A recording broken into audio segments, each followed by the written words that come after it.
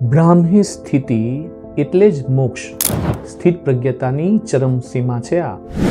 શું આપણને લાગે છે કે જીવનના અંતિમ સમય સુધીમાં જ્ઞાન મેળવવું અશક્ય છે?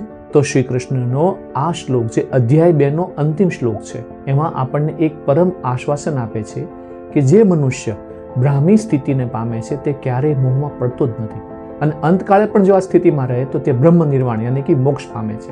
શ્લોક છે, એષા બ્રાહ્મી સ્થિતિ પાર્થ નૈનામ પ્રાપ્ય વિમુખ્યતિ સ્થિત્વા સ્યામંતકાલેપી બ્રહ્મ નિર્વાણમૃચ્છતિ.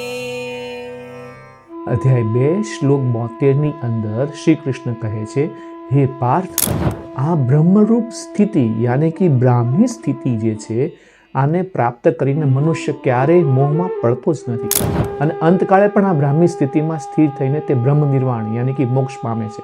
વ્યવસાય અને વ્યવહારમાં 3 શિખામણ છે આની અંદર. એક, સર્વોચ્ચ સ્પષ્ટતા. વ્યાપારમાં જ્યારે કોઈ નેતાનું વિઝન બિલકુલ સ્પષ્ટ હોય ત્યારે તેને કોઈ પણ શંકા કે મુશ્કેલી ડગાવી શકતી નથી. આ શ્લોક આપણને શીખવે છે કે સાચી દિશા કઈ છે અને તેને ઓળખવી બહુ જ અનિવાર્ય છે. 2 વાત, ક્યારેય મોડું થતું જ નથી. જેમ અંતકાળે પણ જો આ સ્થિતિ પ્રાપ્ત થાય તો મોક્ષ મળે છે, તેમ વ્યવહારમાં પણ સુધારો કરવા માટે ક્યારેક મોડું થતું જ નથી.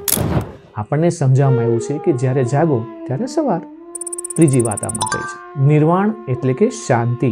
બધી જ મૂંઝવણો અને ચિંતાઓમાંથી મુક્તિ એ જ સાચું નિર્વાણ છે ભાઈ.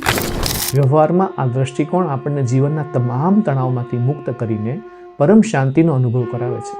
શું આપણે આ ભ્રમણાઓમાંથી મુક્ત થઈને આપણે સાચી બ્રાહ્મી સ્થિતિને ઓળખવા તૈયાર છીએ? જો આપણે પરમ શાંતિ ઈચ્છતા હોઈએ તો કમેન્ટમાં મોક્ષ એવું લખી શકો છો. અધ્યાય 2 પૂર્ણ થયો.